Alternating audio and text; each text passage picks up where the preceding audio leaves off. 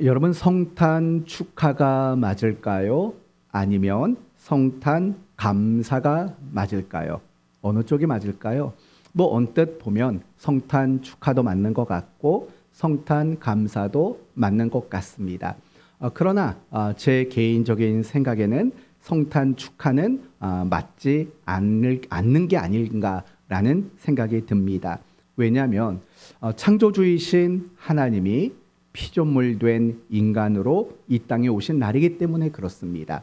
더욱이 그분의 오심의 이유가 죄인을 대신해서 죽으시기 위해 이 땅에 오셨기 때문입니다. 하나님이신 그분이 인간이 되셨고 또한 인간이 되신 그분이 우리를 위해 죽기 위해 이 땅에 오신 겁니다. 그걸 우리는 축하한다라는 것이 조금은 어색해 보입니다. 따라서 성탄 축하보다는 성탄 감사가 맞는 게 아닌가라고 생각이 듭니다. 오늘 본문은 예수님의 그 탄생을 구체적으로 우리에게 소개하고 있습니다. 오늘 말씀을 통해서는요, 예수님의 그 탄생의 의미가 무엇이고 예수님의 탄생의 메시지가 무엇인가라는 부분을 확인하시고 그 메시지에 걸맞는 삶의 다짐을 우리 모두가 가지게 되는 시간이 되었으면 합니다. 여러분 잘 아시는 대로 누가복음은 누가라는 분에 의해서 기록되었습니다. 그러면 누가는 원래 직업이 무엇이었을까요? 성경을 보면 누가는 의사였던 것으로 보입니다. 그리고 또 한 가지 누가의 직업이 있다면 그는 역사가였습니다. 따라서 누가라는 사람이 성경을 두 권을 기록했습니다. 하나는 누가복음이고 또 하나는 어디였을까요? 사도행전이었습니다. 따라서 이 누가복음과 사도행전을 보면 누가는 자신의 직업에 맞게끔 의사였지 않습니까? 병든 자들에 대한 이야기가 굉장히 섬세하게 기록이 되어 있습니다. 그리고 구체적으로 기록되어 있습니다. 뿐만 아니라 누가는 역사가였기 때문에 그는 어떤 시기와 어떤 통치와 관련된 이야기도 놓치지 않고 함께 기록하는 그런 기록의 특징을 우리는 보게 됩니다. 따라서 우리가 누가복음을 읽을 때 특별히 역사적인 관점으로 누가복음을 이해하는 것이 굉장히 필요하다라고 여겨집니다. 오늘 본문을 보면 이 누가가 예수님의 탄생과 관련해서도 역사적인 관점으로 기록했다는 것을 보게 됩니다. 더 구체적으로 말한다면 시기, 예수님이 언제 태어났는가에 대한 시기라는 역사적 관점, 또 예수님이 어디에서 태어났느냐라는 장소라는 역사적 관점, 그런 관점에서 예수님의 탄생의 이야기를 우리에게 지금 소개하고 있습니다. 그러면 우리도 그 관점을 가지고 오늘 본문을 한번 살펴보려고 합니다. 먼저 예수님이 탄생하신 시기가 언제인가에 대한 관점을 먼저 생각해 보려고 합니다. 여러분에게 한번 묻습니다. 예수님은 몇 년도에 태어나셨을까요? 예수님은 몇 년도에 태어나셨을까요? 보통 우리가 역사를 나눌 때 BC와 AD를 구분하는 걸 알 겁니다. 그리고 그 BC와 AD를 구분할 때 그 기준점이 예수님의 탄생이라는 것도 알고 계실 겁니다. 그러면 BC와 AD가 예수님의 탄생을 기점한다면 우리는 보통 그럼 예수님은 AD 1세기에 태어났겠네요 라고 생각이 들 겁니다.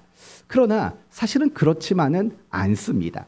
그러면 지금 이 누가라는 사람이 이 누가복음을 쓸 때 예수님의 탄생의 그 시기를 어떻게 기록하는지를 보도록 합시다. 1절을 보시면 예수님의 탄생의 시기를 이렇게 말합니다. 1절, 그때에 가이사라는 것은 로마 황제의 호칭이라는 걸 아시죠? 애굽 왕을 호칭할 때는 바로라고 하는 거예요. 바로는 사람 이름이 아니라 애굽 왕을 지칭하는 표현인 거예요. 단지 우리가 출애굽기를 읽으면서 바로왕 하니까 바로가 사람 이름처럼 느끼죠. 우리식대로 말하면 파라오예요. 바로는 파라오라는 거죠. 마찬가지예요. 이 가이사라는 것도 로마 황제를 총칭하는 그런 표현인 거예요. 이름은 그 뒤에 나와요.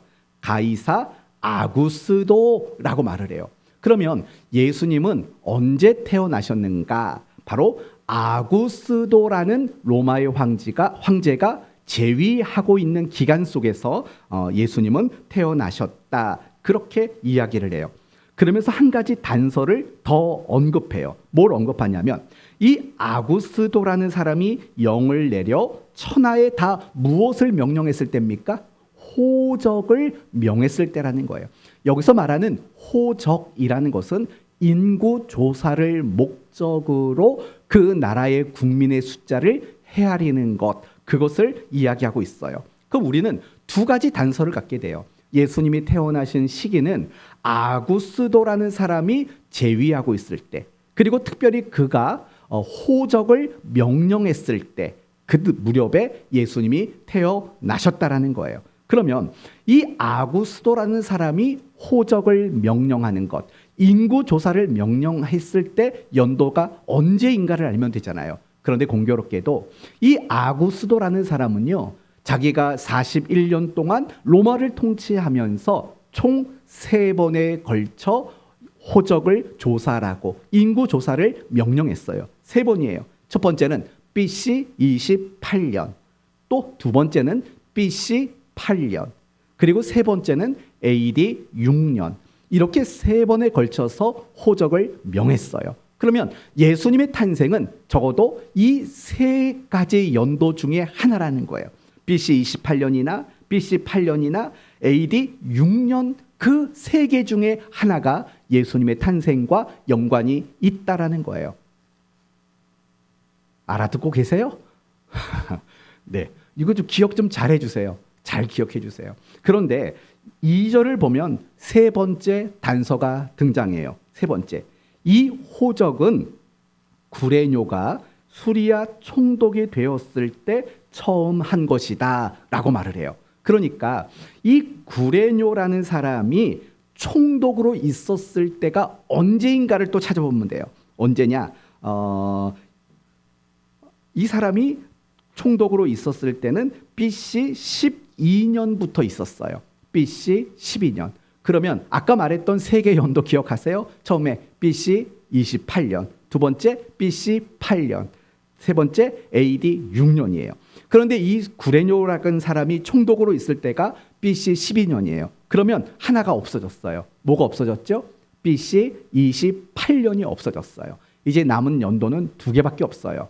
BC 8년과 AD 6년 2개밖에 안 남았어요. 이제 거의 다 왔어요. 이 둘 중에 하나가 예수님의 탄생과 밀접한 연관이 있는 연도라는 거예요. 그런데 우리가 이미 알고 있듯이 BC와 AD는 무엇을 기준으로 달라졌다고 그랬죠? 예수님의 탄생과 관련된다고 말했어요. 그러면 BC 8년과 AD 6년 중에 하나는 또 없어질 수 있어요. 뭐가 없어지면 될까요? AD 6년이 없어지면 돼요. 그러면 마지막으로 남아있는 연도는 하나밖에 없어요. 뭘까요? BC 8년이라는 연도만 남은 거예요. 맞아요. 예수님의 탄생은 BC 8년과 연관되어 있어요. 그러나 우리 대부분의 학자들은 예수님의 탄생 연도를 BC 8년이라고 생각하지는 않아요. 그러면 언제라고 생각하냐면 예수님의 탄생은 BC 4년이라고 이야기를 해요. BC 4년이라고. 그렇다면 왜 학자들은 예수님의 탄생을 BC 4년이라고 말하는가? 그것은 예수님이 태어났을 때 남자아이를 모두 죽여라 라고 명령했던 왕이 있어요. 그 왕의 이름이 뭘까요? 바로 헤롯 대왕이에요. 그런데 이 헤롯 대왕이 언제 죽었냐면 역사적으로 문헌을 보면 BC 4년도에 죽었어요. 우리가 마태복음 2장을 보시면 예수님이 탄생하시고 동방박사들이 등장해요. 그때 헤롯 왕이 뭐라고 말하냐면 그 예수가 태어난 곳을 알려주라. 그러면 나도 가서 경배하겠다라고 말을 해요. 그러나 이 동방박사들은 헤롯 왕에게 다시 방문하지 않아요. 나중에 자기가 속은 걸 알고 헤롯 왕이 내린 명령이 다 갓난아기들을 죽여라 라는 명령을 내렸어요. 그리고 나서 얼마 후에 헤롯 왕은 죽고 말아요. 그때 연도가 BC 4년인 거예요. 그래서 대부분의 학자들은 예수님이 태어나신 연도는 BC 4년이다 라고 이야기를 해요. 그런데 한 가지 우리가 문제점이 나와요. 뭐냐? 아구스도 황제가 호적을 명령했을 때는 BC 8년이었다고 말해요. 그런데 이 헤롯 왕이 죽었던 연도는 BC 4년이에요. 그럼 몇 년의 갭이 나오냐면 4년의 갭이 나오고 말아요. 그럼 그것을 어떻게 해결하느냐? 사실은 굉장히 간단한 거예요. 뭐냐? 여러분, 인구를 조사하는 일은 쉬운 일일까요? 예를 들면 우리나라를 생각해 보세요. 우리나라도 종종 인구 조사를 하지 않습니까? 여러분, 옛날에 저희 집에 부모님이 그런 아르바이트를 한 적이 있어요. 뭐냐? 인구 주택 무슨 조사인가요? 막 종이를 막 가져고 집집마다 찾아다니면서 직업이 뭐예요? 자식이 몇 명이에요? 연봉은 얼마나 돼요? 이런 것들 주택을 조사한 일이 있어요. 그걸 한 달 동안 일을 하셨다고요. 그걸 한 달 동안 일을 하셨어요. 그러면 여러분, 한 나라의 인구 주택 조사를 하는 게 걸리는 시간이 만만치가 않다고요. 한번 잘 생각해 봐요. 얼마나 오랜 시간이 걸렸겠어요. 막대한 예산, 막대한 인력, 막대한 장비, 또 국민의 협조. 그때 기억이 나요. 낮에 가도 사람이 없어요. 밤에 가도 사람이 없어요. 이게 도무지 조사하려고 하면 굉장히 애를 먹었던 기억이 나요. 제가 아마 대학교 때 제가 조금씩 도와드렸던 그런 기억이 나는데 이게 참 어려웠던 일들이라는 기억이 있다고요. 그럼 여러분 생각해 봐요. 오늘날에도 한 나라의 인구를 조사하는 일들이 만만치가 않다고요. 그렇다면 여러분, 2000년 전으로 돌아가 보세요. 그때 무슨 통신이 있었겠어요? 어떤 행정력이 있겠어요? 어떤 발달된 교통이 있었겠어요? 어떤 장비가 있겠어요? 그런 것들이 전무했잖아요. 그러면 그 인구 조사를 명령했을 때, 황제가 명령했을 때 그것을 준비하고 그것을 시행하기까지 얼마나 오랜 시간이 걸렸겠냐고요. 그렇지 않겠어요? 로마 황제가 명령을 했어요. 그리고 그 명령이 그 통치받는 식민 국가에게 전달이 되고 또 전달받은 그 나라가 그것을 하나씩 하나씩 해 나가는 것들이 결코 만만한 일은 아니었다라는 거예요. 특별히 오늘 본문을 보면은요, 3절 말씀을 보세요. 3절을 보시면 모든 사람이 호적을 하러 각각 어디로 갔답니까? 자기의 고향으로 가야만 했대요. 그래서 예수님의 부모였던 요셉과 마리아는 자신의 고향이 유다 지파에 속했기 때문에 어느 지역으로 갔습니까? 베들레헴이라는 곳으로 갈 수밖에 없었다라는 거예요. 그럼 생각해봐요. 인구 조사를 하는데요, 자기 집에서 조사를 하는 게 아니에요. 자기의 지파가 해당된 어느 특정 장소에 가서 인구 조사를 해야 된다고요. 그러면 사람들이 그 먼 거리를 걸어가야 되잖아요. 예를 들면 이 요셉과 마리아가 베들레헴까지 갔다고요. 나사렛에서 베들레헴까지 갔다고요. 그럼 그 거리가 얼마나 되느냐? 대략 잡아도 130km, 150km 거리라고요. 그러면 그 거리를 걸어서 전 국민이 다 자기 지파에 해당되는 장소까지 가야만 했다고요. 그게 쉬운 일이었겠습니까? 그렇지 않을 거예요. 더욱이 이스라엘 사람들에게는요, 인구 조사는 굉장히 예민한 일이에요. 왜 그럴까요?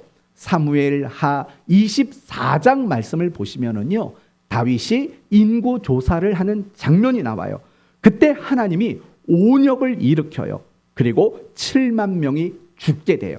다윗의 인구 조사가 하나님의 뜻이 아니었고 불신앙이었기 때문에 그래요. 그래서 7만 명이 죽게 되는 끔찍한 참사가 일어나게 돼요. 그럼 여러분, 그런 역사를 가진 이스라엘 사람들에게, 유다 사람들에게 인구 조사를 명했을 때 그들이 선뜻 드는 그 거부감과 그 불편함과 그 예민함이라는 게 있지 않겠습니까? 그래서 그들이 인구 조사에 동참하는 거, 그들이 협조하는 거, 그 자체가 그렇게 간단한 문제는 분명히 아니었을 것이 너무나도 당연할 수밖에 없다라는 거예요. 바로 그런 시간들, 그러한 시간들이 우리가 본 BC 8년과 BC 4년이라는 4년의 기간 차이를 이해할 수 있게 만드는 가장 중요한 내용이 될 수밖에 없다는 거예요. 그 인구조사 자체가 그렇게 오래 걸리는 시간인 거죠. 그러니 BC 8년도에 아구스도가 호적을 명한 거고, 그 호적을 진행하는 일들이 구레뇨가 통치하는 BC 4년도에 비로소 그 호적을 이행하는 일들이 이루어지게 되었다. 이렇게 이해하면 됩니다. 바로 이것이 예수님의 탄생과 관련된 시기적인 역사적 관점이라는 거예요. 그럼 두 번째, 이번에는 예수님이 태어나신 장소라는 역사적 관점도 생각해 보셔야 돼요. 여러분, 이미 말씀드린 것처럼 3절을 보시면 호적을 하기 위해서는 어디에 가야 됩니까? 자기의 지파, 자신의 고향으로 반드시 가야만 했다고 말을 해요. 또 4절을 보니까 요셉도 다윗의 집 족속이므로 갈릴리 나사렛 동네에서 유대를 향하여 베들레헴이라는 다윗의 동네로 갔다라고 이야기를 해요. 그때 이미 마리아는 만삭이었고 이 베들레헴에는 묵을 방이 없었던 거예요. 그래서 마구간에서 예수님을 낳았고 구유에 누이게 되는 일들이 일어나게 돼요. 그러면 여기서 등장하는 여러 가지 지명들이 있죠. 예를 들면 나사렛도 등장하고 유대 땅 베들레헴 그리고 마구간이라는 지형적 특정들이 이렇게 기록이 되고 있어요. 바로 이것이 예수님의 탄생과 관련된 장소적인 역사적 관점이에요. 그러니 오늘 본문을 보면 누가는 정말 역사적인 관점에서 시기를 언급했고 장소를 언급했다라는 거예요. 그렇다면 지금 누가는 왜 예수님이 탄생하는 그 시기를 구체적으로 말하고 예수님이 탄생한 그 장소에 대해서 그렇게 구체적인 이야기를 할까요? 이유는 이런 거예요.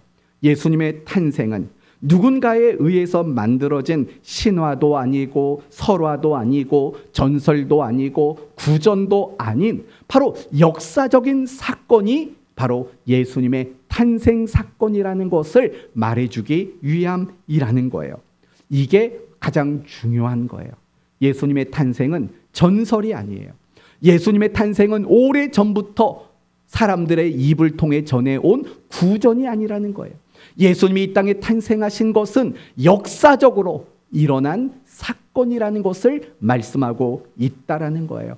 그렇다면 지금 누가가 예수님의 탄생을 역사적인 사건이라고 말하는 이유는 뭘까요? 도대체 그 역사적 사건이라는 것을 통해서 전하려고 하는 메시지는 무엇일까요? 바로 이런 거죠.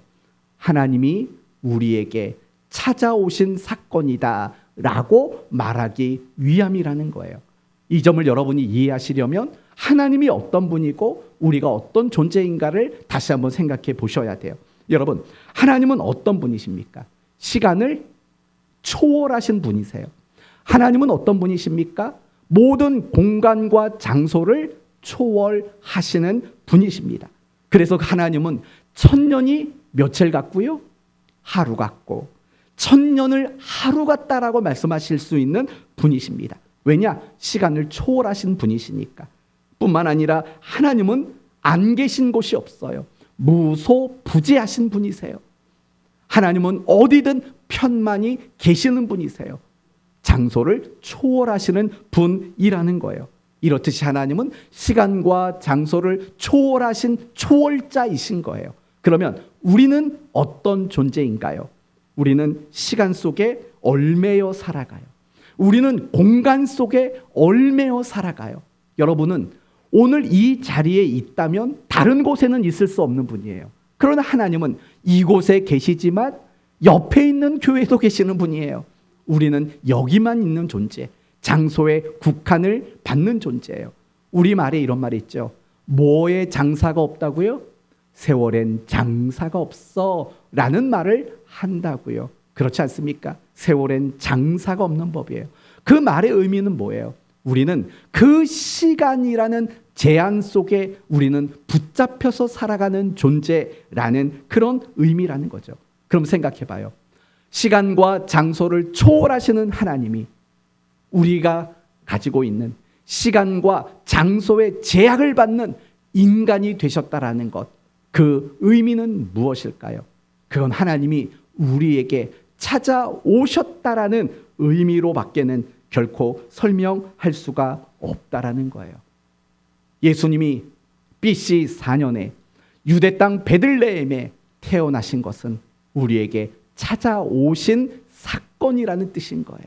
우리에게 찾아오셨어요. 왜냐? 이미 그 존재 자체가 달랐기 때문에.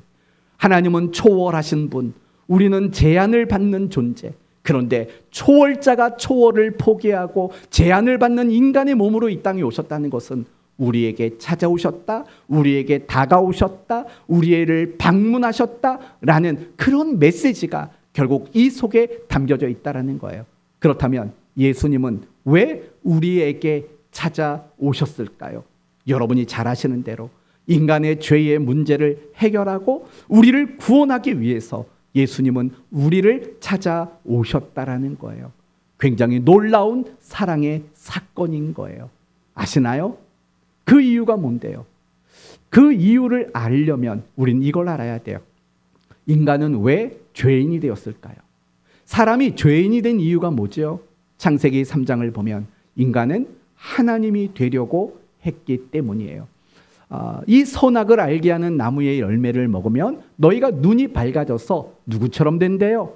하나님처럼 될 것이라는 그 미혹을 받은 거예요. 그리고 그걸 따먹었죠. 그러니 그 말 속에는 인간은 하나님이 되고자 하는 마음을 품어서 죄인이 되었다라는 거예요. 그런데 중요한 것은 뭐냐?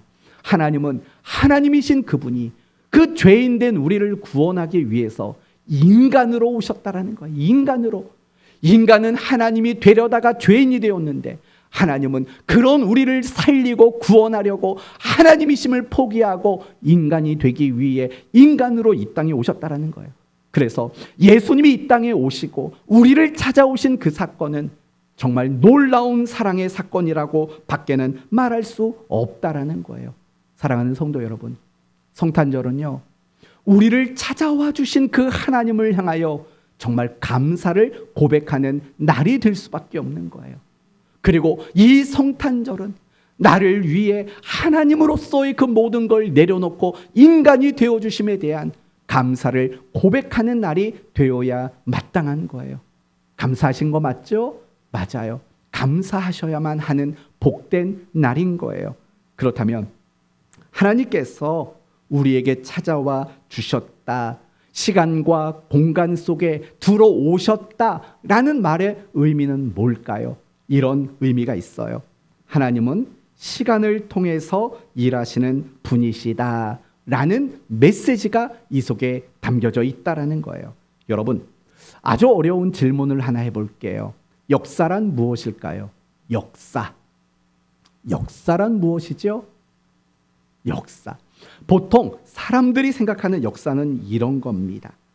과거에 살던 어떤 사람들이 그 사람들 안에 어떤 일들을 일으키고 그 일어난 일들을 통해서 정보를 얻게 하는 것, 그게 바로 사람들이 말하는 역사의 의미인 거예요. 과거에 살던 어떤 사람이 있었어요. 그 사람이 어떤 일을 했어요. 그러한 정보를 우리에게 제공하는 기능, 그게 바로 역사라고 생각을 해요. 그런데 성경이 말하는 역사는 사실은 조금 달라요. 물론 성경도 역사가 맞아요. 왜냐? 과거에 어떤 사람이 등장한 그 사람이 어떤 사건 속에 있었던 것을 우리에게 정보로 제공하고 있어요. 그러나 성경이 역사이긴 하지만 세상 사람들이 생각하는 그 역사와는 굉장히 달라요. 본질적으로 달라요. 그 이유가 뭘까요? 세상 사람들의 말하는 역사는 결국 어떤 사람이 어떤 일을 했다라는 그 정보만 제공해요. 다시 말한다면 세상이 말하는 역사의 주인공은 누구냐면 인간 자신이 주인공인 역사인 거예요. 그러나 성경이 말하는 역사의 주인공은 누구냐면 하나님이신 거예요. 이런 거예요. 과거에 어떤 사람이 있었고 그 사람에게 어떤 일이 있었어요. 그런 정보를 제공하지만 그 정보 속에서 가장 중요하게 제공하는 것은 하나님은 그 사람과 그 일을 통해서 하나님의 뜻을 이루셨다라는 가장 중요한 메시지를 항상 담고 있다라는 거예요. 그래서 세상이 말하는 역사와 우리 성경이 말하는 역사의 차이점은 주인공이 누구인가인 거예요. 인간 세상에서의 역사는 반드시 인간이 주인공이에요. 과거에 어떤 사람이 이런 일을 했다더라, 그 사람이 주인공인 거예요. 그러나 성경이 말하는 역사의 주인공은 하나님이신 거죠. 그래서 영어권에서는 역사를 영어 단어로 뭐라고 부르죠? 히스토리라고 말해요. 히스토리. 두 가지 단어가 합쳐진 거죠. 히스라는 단어와 스토리라는 단어가 합성화가 된 거예요. 그러면 그의 이야기라는 뜻이에요. 그러면 그는 누굴까요? 하나님의 이야기라는 거예요. 그 굉장히 좋은 단어인 거예요. 역사는 바로 하나님이 행하셨던 하나님의 이야기라는 것을 기억해야만 한다라는 거예요. 그렇다면 결국 역사란 무엇일까라고 말한다면 역사는 하나님이 일하시는 자리인 거예요. 하나님은요, 시간 속에서 일하시고 우리가 살아가는 장소 안에서 하나님은 일하시는 분이라는 거예요. 특별히 하나님은요, 우리의 시간 속에서 일하시는 분이세요. 우리의 다양한 시간, 어떤 시간이 있을까요? 기쁨 시간, 슬픔의 시간, 우울함의 시간, 낙심의 시간, 절망의 시간, 행복이라는 시간, 고통이라는 시간, 우리는 굉장히 다양한 시간을 겪어요. 건강이라는 시간도 있고 질병이라는 시간도 겪어요. 그렇죠? 행복이라는 시간도 겪고 우리는 불행이라는 시간도 겪어요. 그런데 정말 중요한 것은 뭐냐? 내가 어떤 시간을 겪고 있든지 간에 그 시간 속에서는 반드시 누가 계시는 거예요? 하나님이 계시는 거예요. 하나님이 계시는 거라고요. 하나님이신 그분이 역사적인 시간 속에 들어오시고 역사적인 장소 속에 들어오신 것은 결국 우리에게 이걸 말하는 거예요. 하나님은 나의 시간 속에서 함께 하시고 나의 시간 속에서 하나님은 여전히 일하시는 하나님이라는 것을 보여주는 것, 그게 바로 예수님이 탄생하신 그 사건의 의미라는 거예요. 사랑하는 성도 여러분, 하나님은 항상 우리의 시간 속에서 일하시는 분이라는 걸 기억하셔야 돼요. 하나님은 우리의 시간 안에서 일하시는 분이에요. 그래서 하나님이 천지를 창조하셨을 때 그 기록된 내용들을 보면 늘 이게 반복이 돼요. 저녁이 되고 아침이 되니 이는 첫째 날이로다. 저녁이 되고 아침이 되니 이는 둘째 날이더라. 이런 식으로 저녁이 되며 아침이 되니 라는 시간적인 일들을 소개한다고요. 하나님은 천지를 창조하시는 그 순간부터 우리의 시간 속에서 일하고 계셨던 분이시다라고 말하는 거예요. 아브라함도 마찬가지인 거예요. 하나님은 아브라함의 시간 속에서 일하셨다라는 거예요. 하나님은 아브라함을 믿음의 조상으로 만드셨을 때 가장 중요한 재료로 무엇을 삼으셨냐면 아브라함의 시간을 그 중요한 재료로 하나님은 삼으셨던 거예요. 요셉도 마찬가지예요. 하나님이 요셉을 요셉답게 만드시기 위해서 그에게 13년이라는 그 시간 속에서 하나님은 일하셨다라는 것을 보게 돼요. 출애굽기 3장을 보시면 하나님께서 이스라엘 백성들의 기도를 들으시고 애굽에서 해방시키기로 결정하시는 장면이 나와요. 그럼 여러분, 이스라엘 백성들이 이러한 해방을 놓고 몇 년을 기도했겠어요? 430년을 기도했다고 말을 해요. 하나님은 그 430년 동안 기도하신 거고 그 기도를 응답하기 위해서 모세라는 지도자를 세우시기 위해서 40년 동안 모세를 준비시키시는 그런 시간도 만드셨다라는 거예요. 하나님은 모든 시간 속에서 일하시는 거예요. 이스라엘 백성들을 애굽에서 구원해 내실 때도 10가지 재앙이라는 시간을 쓰시면서 하나님은 그 일을 하셨다라는 거예요. 어디 그뿐이에요? 하나님께서는 인류를 구원하기 위해서 메시아를 보내시는 그 모든 일들 속에서도 시간을 쓰셨다라는 거예요. 그래서 여러분이 잘 아시는 갈라디아서 4장의 말씀이 뭐냐?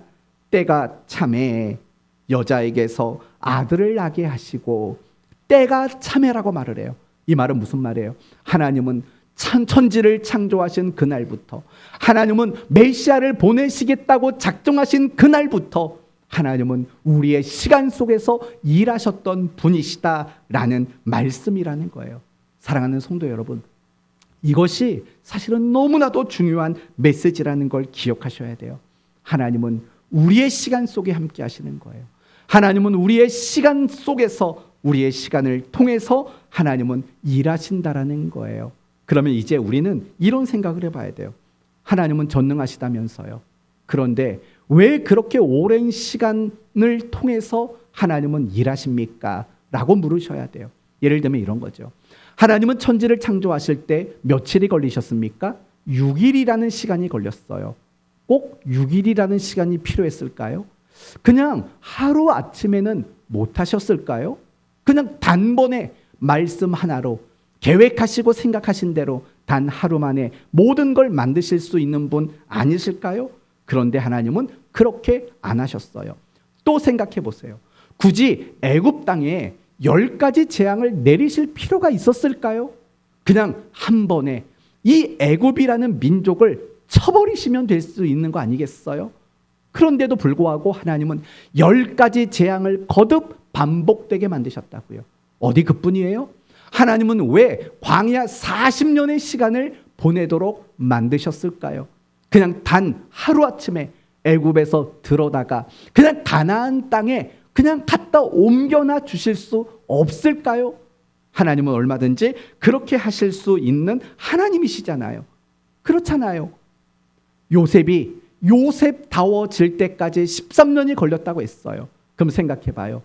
단번에 요셉을 바꾸어 놓으실 수는 없으실까요? 분명히 그러실 수도 있을 거라고요. 그런데 하나님은 결코 그렇지 않았어요. 천지를 만드시는 일에도 그렇지 않으셨어요. 아브라함, 요셉 그들을 만들어 가시는 일에도 그렇게 하지 않으셨어요. 이스라엘 백성들을 애굽에서 구원해 내시고 가나안으로 옮겨 가시는 그 일에도 하나님은 그렇게 하지 않으셨어요. 왜 그러셨을까요? 하나님은 기본적으로 가지신 원칙이 있는 거예요. 그 원칙이 뭐냐? 반드시 시간 안에서 일하시겠다라는 원칙을 가지셨기 때문에 그래요.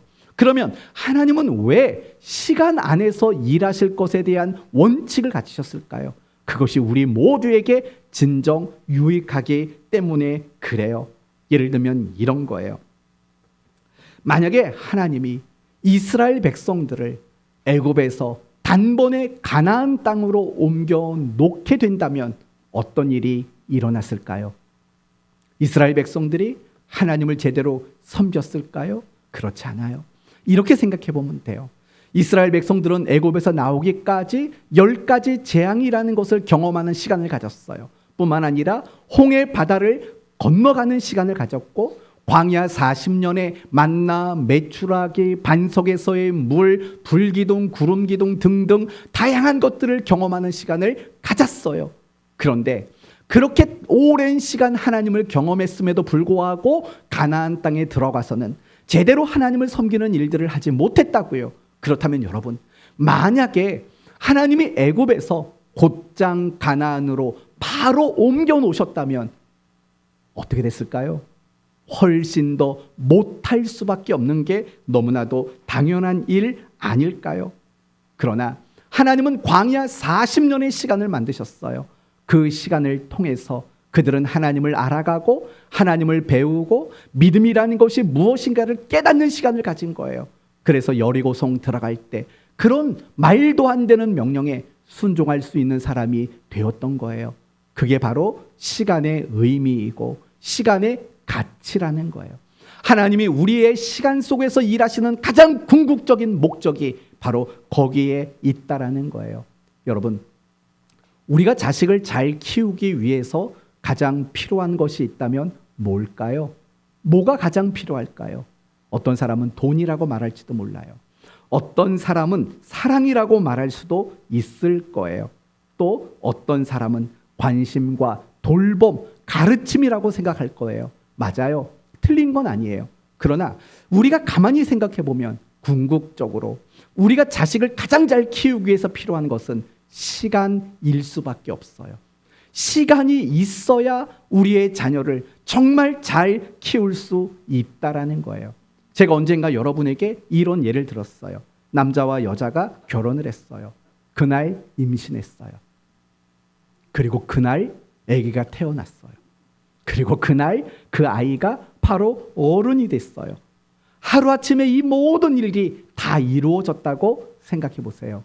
어떤 일이 일어날까요? 어떤 일이 일어날까요? 아마 끔찍한 일이 일어나지 않을까. 혹시 여러분 가운데 어린 아이들 중에서 꿈이 영화배우가 있는 꿈이 있는 분이 있다면 이걸 한번 영화화해 보세요. 하루아침에 태어나고 하루아침에 어른이 돼 그런 사회가 어떻게 될까 한번 상상을 해보세요. 적어도 이런 거겠죠. 모성애 또는 부성애라는 부모 사랑이라는 게 과연 존재할 수 있을까 생각해 보세요. 여러분 모성애가 굉장히 강하다라는 거 여러분 아시잖아요. 왜 그럴까요? 왜 모성애가 부성애보다 더 강할까요? 전 그걸 언제 알았냐면 우리 아이가 갓난아기였을 때 뭐 하루에 2시간씩 젖을 물렸나요? 우유를 먹였나요? 그랬을 거예요. 저희 아내는 그 시간을 따박따박 맞추더라고요. 저는 그 시간을 도무지 견딜 수가 없었어요. 도무지 견딜 수가 없었어요. 네, 도무지 견딜 수가 없었어요. 왜 그런 차이가 날까? 그건 이런 거라고 생각해요.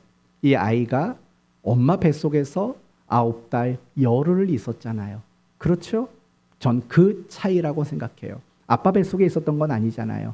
엄마 뱃속에서 9달 열흘이 있었던 거예요. 그 시간인 거예요. 그 시간. 그 시간이 모성애를 더 많이 만들 수 있는 중요한 시간이었다라는 거예요. 결국 이런 거예요. 시간이라는 거는요.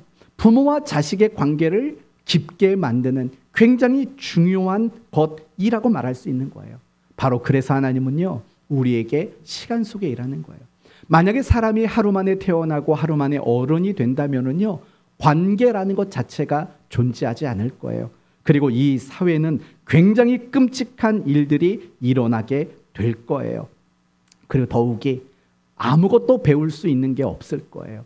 어린 아이로, 갓난아이로 태어나서 조금씩 자라면서 인간을 배우고 사랑을 배우고 삶을 배우고 사회활동을 배우고 이런 시간들인데 하루아침에 어른이 된다면 아무것도 배울 것이 없다라는 거죠.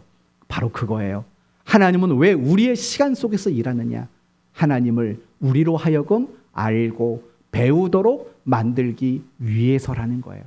만약에 하나님께서요, 내가 어떤 문제를 만났을 때 그 문제를 하루아침에 해결해 주면 어떤 일이 일어날까요?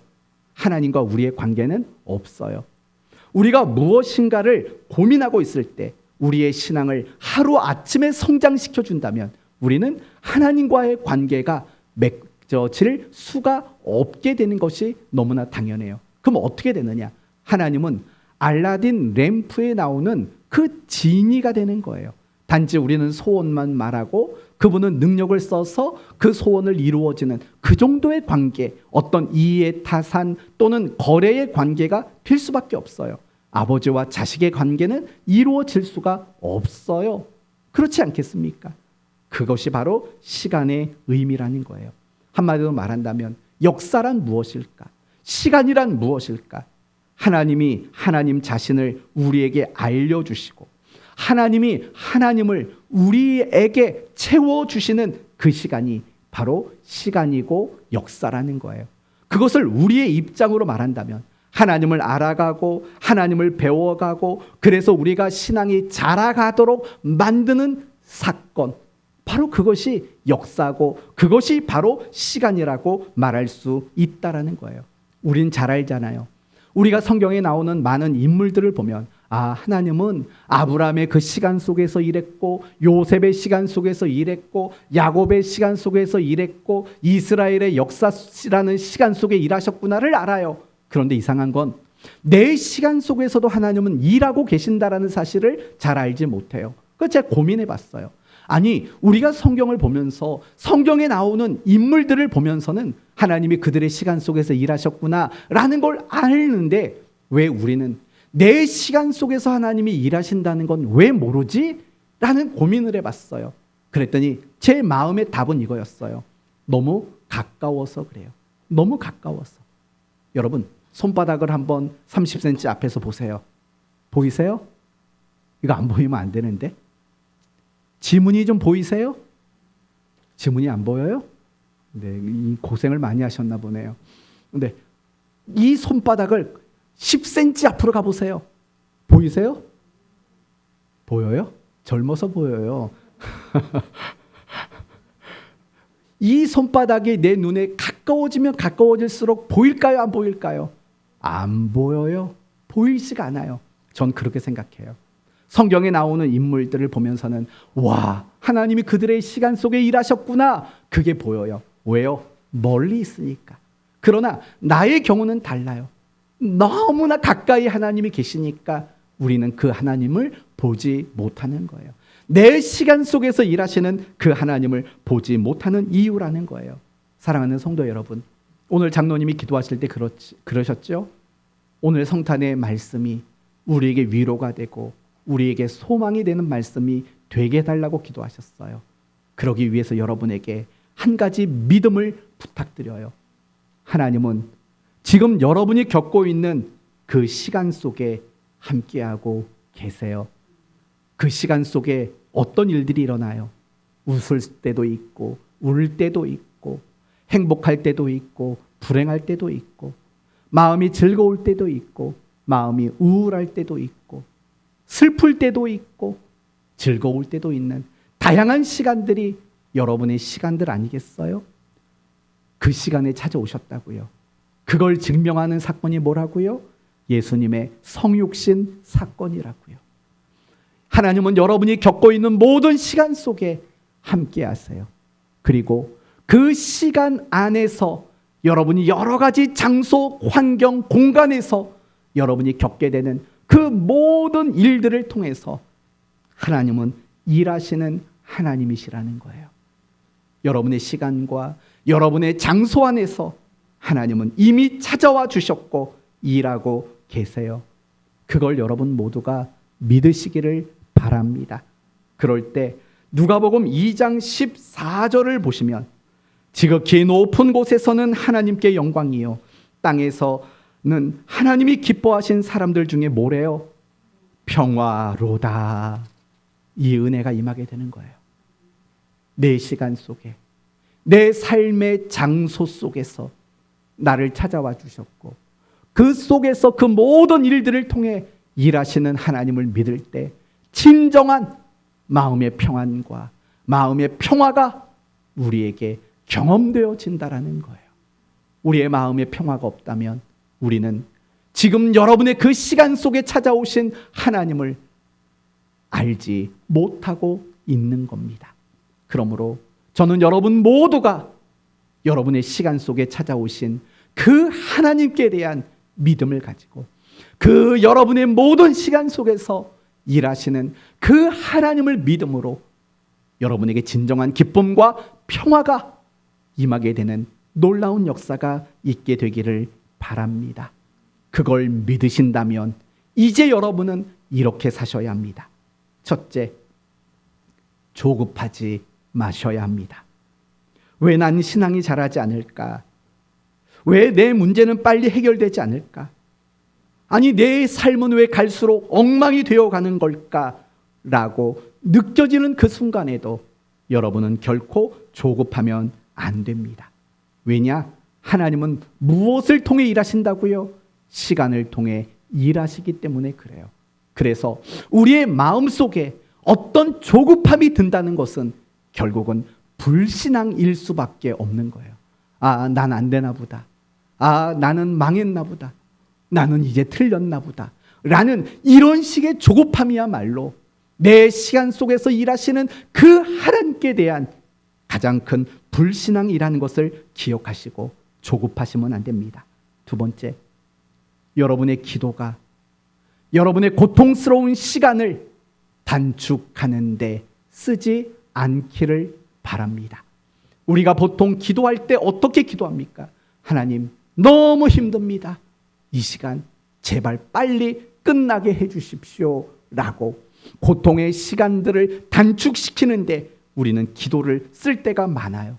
또는 하나님, 이 자리가 너무 힘듭니다. 이 자리를 벗어나게 해주세요. 라는데 우리의 기도가 쓰일 때가 너무 많다라는 거예요. 성도 여러분, 기도란 그런 데 쓰시는 게 아니에요.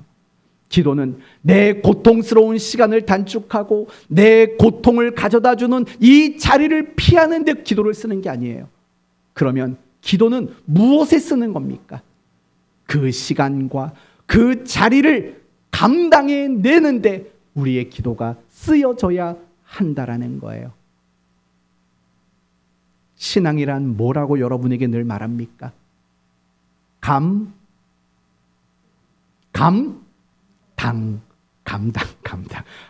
둘 다 그거 감자네요. 감사와 보답. 맞아요. 감사와 보답이지만 또 하나는 신앙은 결국은 감당해내는 거예요. 기도는 항상 감당을 위해 쓰는 거지 단축과 도망과 피하기 위해 기도가 쓰이는 것은 아니라는 것을 여러분 모두가 하셨으면 좋겠어요. 그리고 가장 중요한 한 가지만 말씀을 드릴게요. 하나님이 우리의 시간 속에 일하시는 것을 믿으신다면 여러분의 시간을 낭비하지 않기를 바랍니다. 시간을 낭비한다라는 것은 뭘까요? 맨날 잠이나 자고 맨날 놀기나 하고 맨날 즐기기만 하고 뒹굴기만 하고 이런 것만 낭비라고 말하는 게 아니에요. 시간을 낭비한다는 건 이거예요. 지금 나의 그 시간 속에 슬픔이든 즐거움이든 아니면 낙심이든 절망이든 지금 나의 그 시간 속에서 하나님을 만나지 않는 것이 시간을 낭비하는 거예요. 하나님은 우리의 시간 속에서 일한다고 했잖아요. 슬픔이라는 시간, 기쁨이라는 시간, 낙심이라는 시간, 절망이라는 시간, 고통의 시간, 그 시간 속에 하나님은 일하거든요. 찾아오셨거든요. 그 시간에 하나님을 만나셔야 돼요. 하나님 뜻이 뭐지요?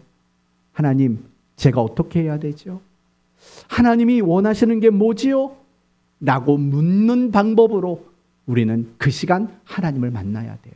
그러나 슬픔이 찾아왔을 때 슬퍼하기만 하고 낙심이 찾아왔을 때 낙심하기만 하는 것, 그게 바로 시간을 낭비하는 거예요.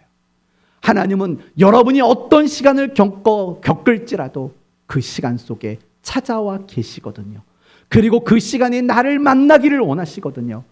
그 시간 하나님을 만나려 하지 않는다면 그게 시간을 낭비하는 거고, 그것이 에베소서 5장의 말대로 말하면 세월을 낭비하는 거고 결국은 성령 충만을 포기하는 행동과 같은 거라고 말씀하고 있는 거예요. 그래서 성경은 우리에게 늘 뭐라고 강조합니까? 세월을 아끼라. 때가 악하니라. 때가 악하다는 게 뭐예요? 온통 사람들이 시간을 낭비한다라는 거예요. 다시 말하면 시간 속에 찾아온 하나님을 외면하고 시간 속에 찾아온 하나님을 거절하는 것, 바로 그 시대가 때가 악하니라 의 시대라고 말씀하고 있는 거예요. 그러므로 아기 예수님의 탄생은 우리의 시간에 찾아오셨다라는 뜻이고, 그리고 예수님이 우리의 시간 속에 오셨다라는 것은 우리의 시간 안에 일하시는 분이라는 것을 보여준다고 했습니다. 그러므로 조급하지 말고 기도로 그 시간을 단축하려 하지 마시고 충분히 그 시간 속에서 하나님을 만나시는 여러분이 되셔야 합니다. 이것이 아기 예수님의 탄생이 우리에게 요구하는 메시지인 거예요. 성탄절 기쁘다 구주 오셨네 노래 부르고 케이크에 촛불을 끄는 게 전부가 아닙니다.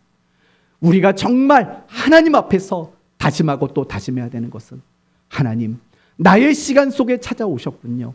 내가 그 시간이 어떤 시간일지라도 내가 그 시간 하나님을 만나겠습니다. 내가 그 시간 속에서 하나님을 외면하지 않겠습니다. 라는 이 다짐과 결단을 하나님은 우리 모두에게 바라고 계신다라는 거예요. 오늘 말씀을 마치겠습니다. 하나님은 초월자이십니다. 시간을 초월하시고 모든 장소와 공간을 초월하십니다.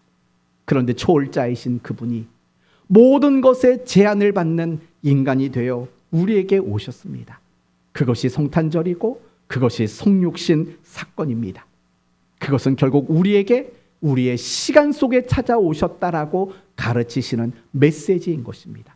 하나님은 이처럼 우리의 시간 속에 계시고 우리의 시간 속에 일하시는 하나님이십니다. 더 이상 조급해 마시고 감당하시고 무엇보다 그 시간 속에 하나님을 만나게 되는 여러분 모두가 되시기를 바랍니다. 모든 시간 하나님을 만나라는 하나님의 이 요청에 아멘으로 응답하는 여러분 모두가 되시기를 예수 그리스도의 이름으로 축원드립니다. 아멘.